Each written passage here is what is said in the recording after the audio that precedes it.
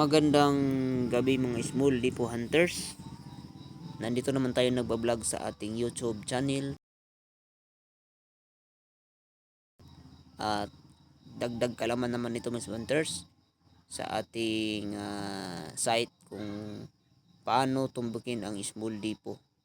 So paliwanag ko ito mga hunters, no, kasi ito na vlog ko na ito tungkol dito. At nagukay na din dito, bababa niyan 15 feet at mula dyan mga northwest ay naghukay din dito kasi hill type dito, nasa bundok, tapos dito bundok din dito. So baba niyan yan dyan, baba na yan. At ito yung old iba ay nasa baba malapit sa Dead Creek yan. So take note ng hunters, ito talaga sinasabi ko na gusto natin i-explore kung totoo ba nga mayroon bang big load. So ito napasubok talaga ako dito mga hunters, no. So kasi ito dito, palawanan ko ito. Ito yung heart na may kasamang box, tapos may hole. Nag-reference siya na mayroon talagang tunnel sa area na to. Yan, take note. At ito yung turtle signs hunters, nagtuturo niyan sa big load o nandyan mismo ang big load. At isang bato nito ay nagbibigay ng distance at lalim kung gaano kalalim ang deposito.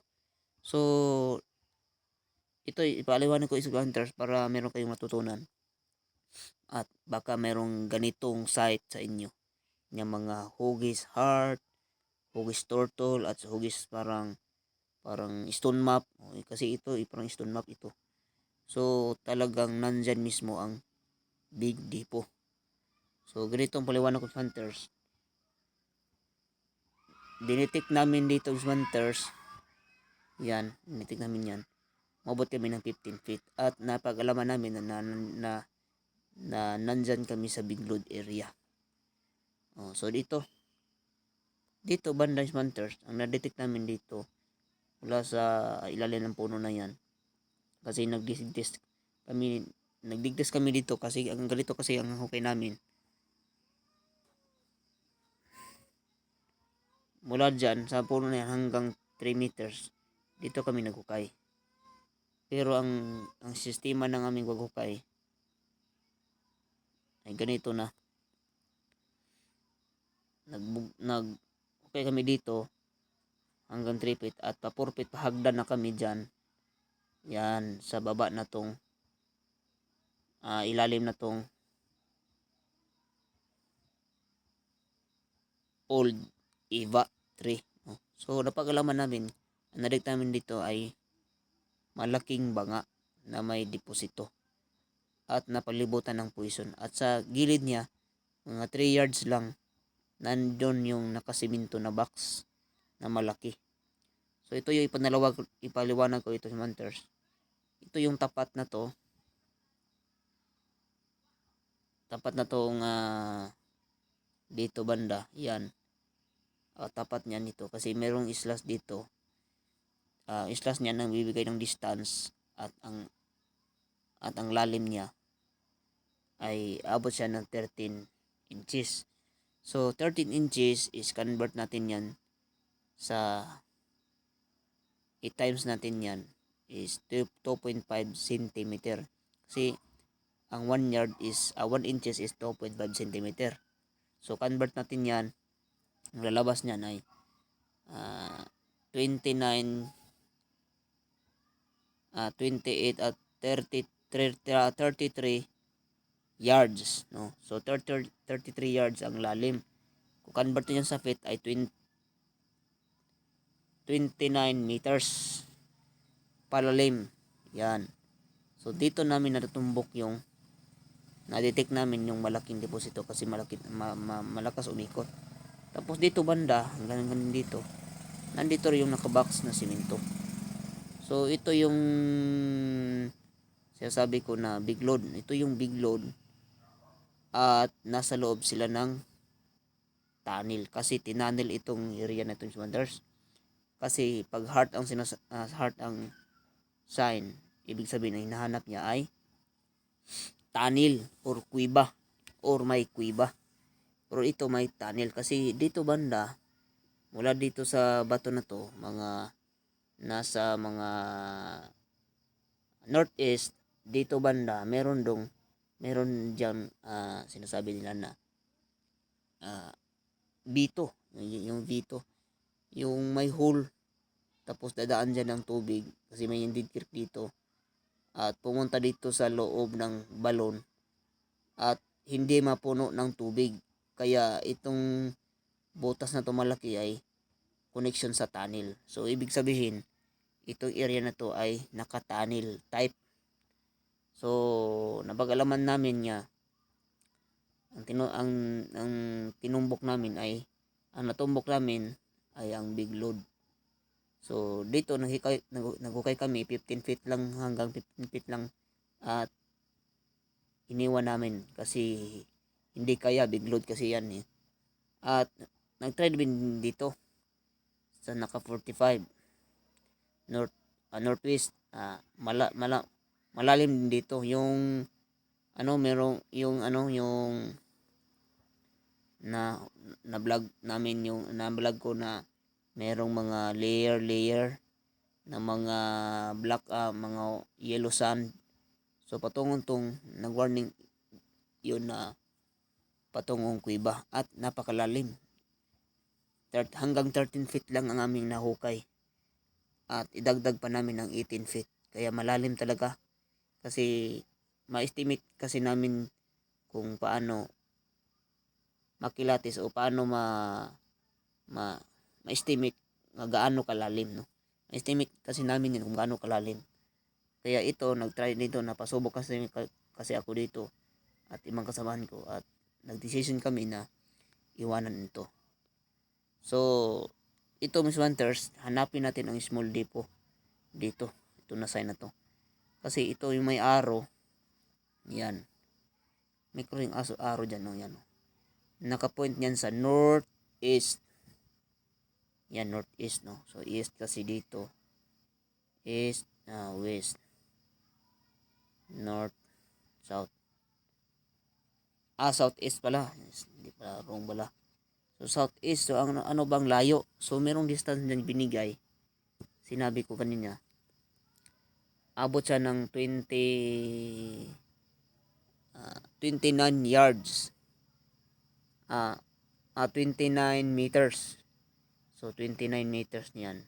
Kasi 13 inches times 13 inches times 2.54 centimeter. So ang lalabas niyan ay 33 yards. So convert yung 33 yards. Ito na yung mangyari, 33 yards. Mula dito na islas dyan sa gilid at araw niyan patungo dyan. Ang layo niyan ay 33 yards. So 33 yards. 33 yards. Yan. Patungo doon. So na-explore ko na dito yan. Dito banda kasi may hill type ito dito, bundok. Merong nakita kong sign dito. So explore natin yan bukas ng hapon. So yan. I-explore natin yan, no. At i-detect natin kung meron bang detection, no. Kasi natutunan ko ito, hunters, kasi bahagi ko rin ito sa inyo. Natutunan ko din ito sa isang vlogger na bihasa sa pag remap at pagdecode at paghanap ng mga small deposit. So kasi ito yung tinatawag nito na fulcrum. Dito kasi yung fulcrum, yung panintruhan, no, fulcrum. Yan. So pag merong site sa inyo na ganito na hugis heart, may turtle sign, tapos dito may stone map kasi dito eh. Meron pang hole, dalawang hole na bibigay ng deposit. Yan dito, yan. Parehas lang kasi nagtuturo niyan eh. Kasi yung nagligtas ko dito ay pag ganun ang hukay ko.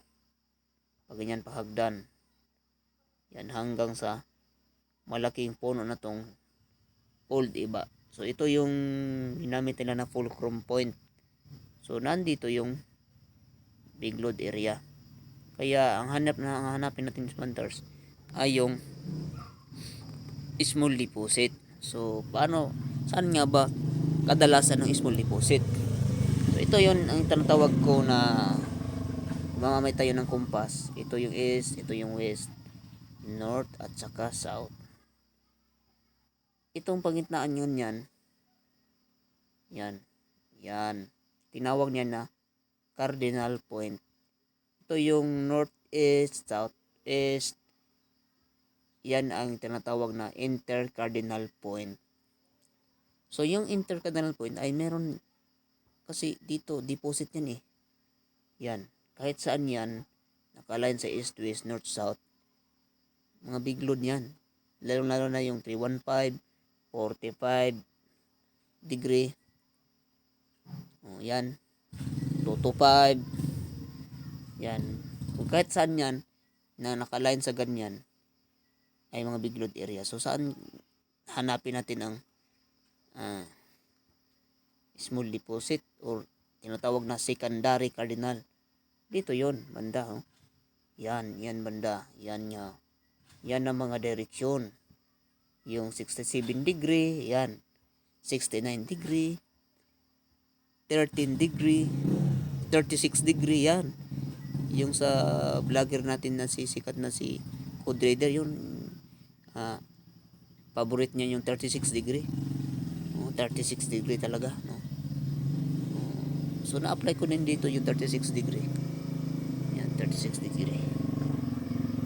36. Nandito yung kasi yung 36 degree. Oh. Yan, meron akong na-detect dyan. So malayo na dito. Malayo na dito. Nandyan na sa 30 meters to 50 meters.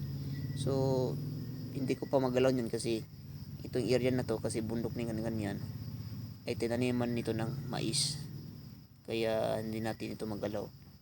Kaya pag-usapan ko pa ito ng may-ari kasi itong hinukay namin ay plano namin tabunan. Pati hanggang dito sa hill tabunan namin para walang madisgrasya. Yan talaga ang tunay na mga hunters.